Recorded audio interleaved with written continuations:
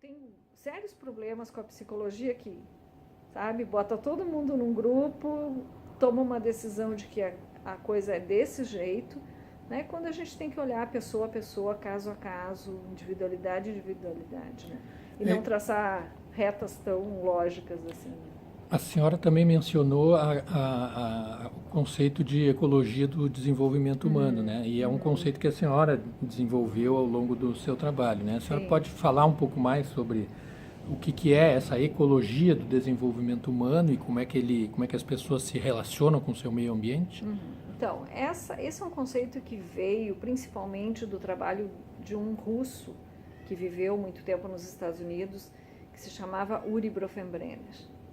Ele foi meu mentor direto, né? Eu tive a chance de conviver com ele várias vezes e até 2005, quando ele faleceu. Uri Brofenbrenner, ele criou esse conceito para romper um pouco com a psicologia do desenvolvimento que se tinha historicamente até 1970, mais ou menos, 79, quando ele propôs a teoria, de que se fazia uma psicologia do desenvolvimento no laboratório, né, e bem voltada para as questões individuais. Tá? Ele dizia que se faz uma psicologia estranha com pessoas estranhas em lugares estranhos. E ele propôs então o que a gente chama de observação naturalística, né, que as pessoas saiam dos seus gabinetes e dos seus laboratórios e que a gente possa ir trabalhar com as crianças e com as pessoas em desenvolvimento no seu lugar, no seu contexto. Então ele propõe a ecologia com essa perspectiva, quer dizer, a gente tomar para além das questões individuais também as questões relacionadas com os contextos nos quais as pessoas se desenvolvem e as suas histórias, né? Porque se tu quer entender a história de alguém, tem que saber que momento histórico ela nasceu, o que está acontecendo na sociedade que ela vive, que cultura é essa na qual ela está se desenvolvendo, quais são os efeitos disso na vida das pessoas. E aí a gente volta um pouco para a questão bem individual que eu comentei antes, quer dizer, a gente tem crianças nascidas na mesma família, gêmeos, univitelinos, que um vai muito bem e o outro vai muito mal. Um é resiliente, o outro totalmente vulnerável. Né? E a psicologia também fazia isso, e o Brofenbrenner também chamou a atenção de que a gente tinha que olhar, né, não só para o que aconteceu de ruim com o Joãozinho, que nós podemos chamar de vulnerável. Né? Vamos olhar para o José, que vai muito bem, obrigada, e entender o que aconteceu com ele que a gente pode usar para entender a situação do João. Quer dizer, a psicologia tinha um olhar muito mais para a psicopatologia, para o distúrbio, para a transgressão, né? E aí, olhando para o contexto, olhando para a história de vida, olhando para aspectos dos processos psicológicos e da pessoa em si como individualidade, né, a gente poderia ter uma ecologia melhor para poder entender o É desenvolvimento mais ou humano. menos como o jornalismo se preocupar só com as notícias ruins. É, tem a ver com isso, né? E eu acho que aí a gente entra numa outra questão também, que é a história da psicologia positiva, né? Porque o que acontece? O Brofenbrenner, ele nunca chamou a psicologia dele de positiva, mas ele já trazia em 79, na verdade ele já trazia algumas ideias nessa direção em 42, quando ele defendeu a tese de doutorado dele, né?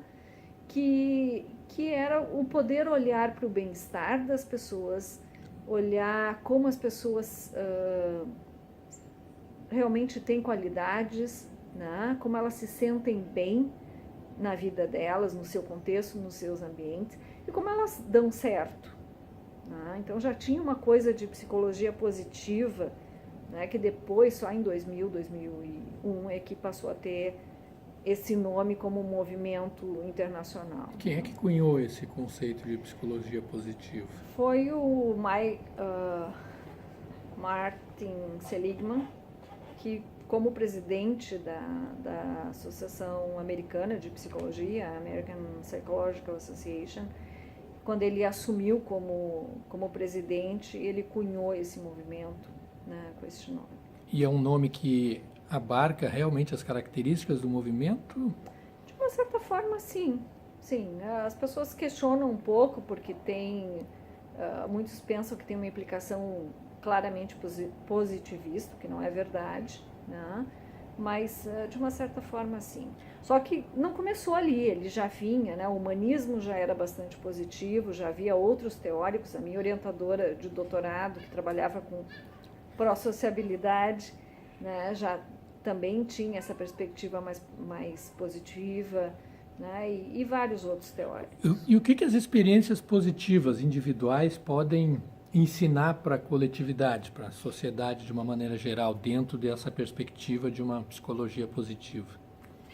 Isso é bastante amplo, né? Mas efetivamente se vê, né, que o momento em que a psicologia passou a tirar o foco da patologia, da psicopatologia, e começou a olhar também para a felicidade, para bem-estar, para a esperança, otimismo, né?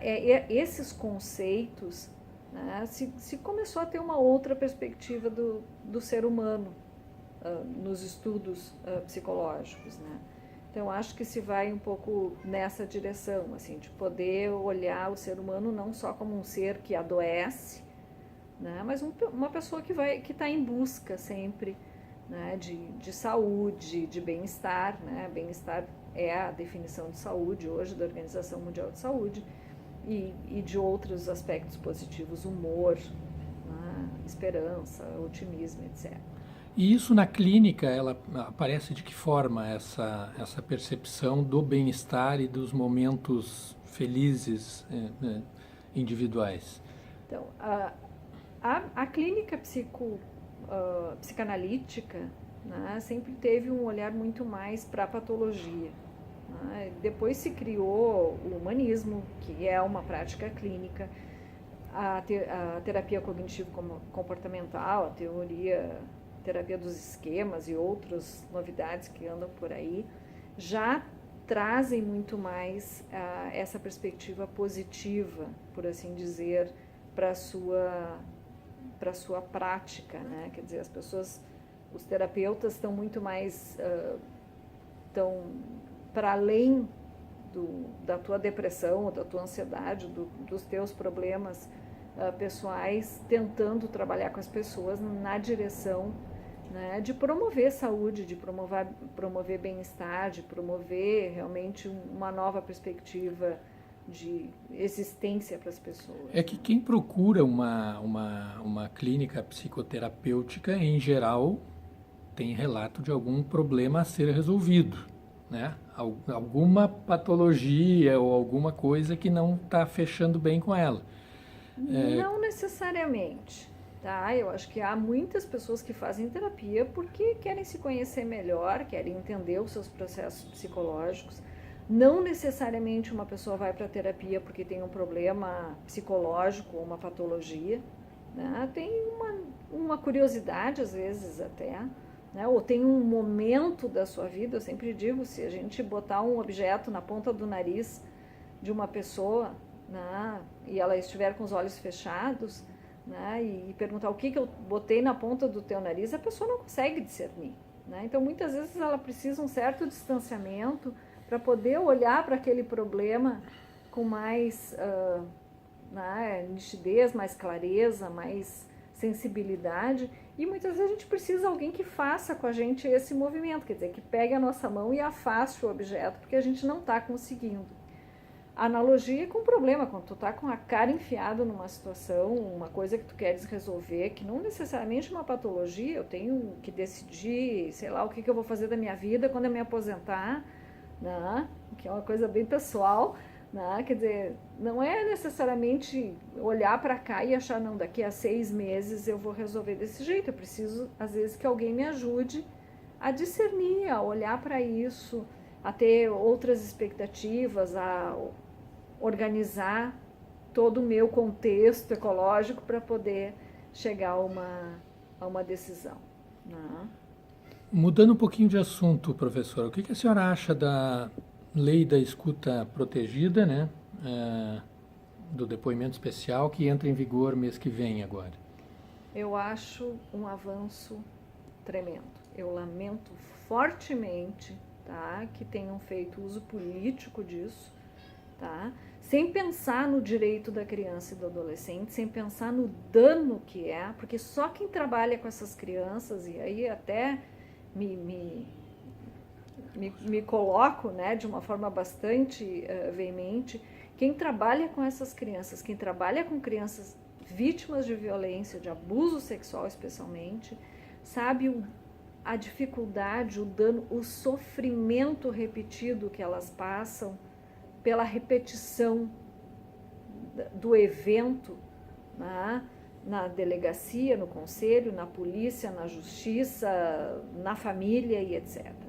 Sabe, o depoimento, esse depoimento especial, a chance de ter um profissional, né, preparado, bem formado, e eles são, eu conheço vários, né, que possa fazer uma conversa com essa criança, que a protege, que garante o direito dela, que não a faz repetir de uma forma vil, né, grotesca às vezes, aquilo que se passa,